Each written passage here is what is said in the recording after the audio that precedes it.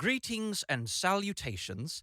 My name is Levi Aeryn. Welcome to Now Read This. And without further ado, I would like to announce my next audiobook, which is So Long and Thanks for All the Fish by Douglas Adams, which is the fourth volume in the Hitchhiker's Guide to the Galaxy series.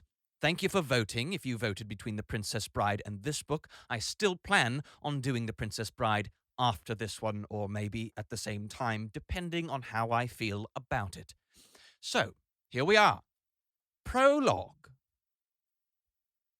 Far out in the uncharted backwaters of the unfashionable end of the western spiral arm of the galaxy lies a small, unregarded yellow sun.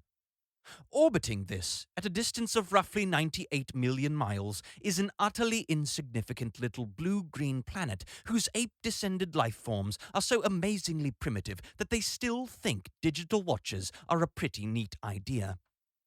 This planet has, or rather had, a problem, which was this. Most of the people living on it were unhappy for pretty much of the time.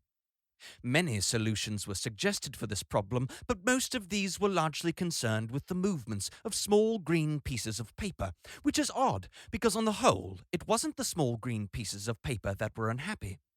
And so the problem remained. Lots of the people were mean, and most of them were miserable, even the ones with digital watches. Many were increasingly of the opinion that they'd all made a big mistake in coming down from the trees in the first place, and some said that even the trees had been a bad move and that no one should ever have left the oceans. And then, one Thursday, nearly 2,000 years after one man had been nailed to a tree for saying how great it would be to be nice to people for a change, a girl, sitting on her own in a small cafe in Rickmansworth, suddenly realized what it was that had been going wrong all this time, and she finally knew how the world could be made a good and happy place. This time it was right, it would work, and no one would have to get nailed to anything.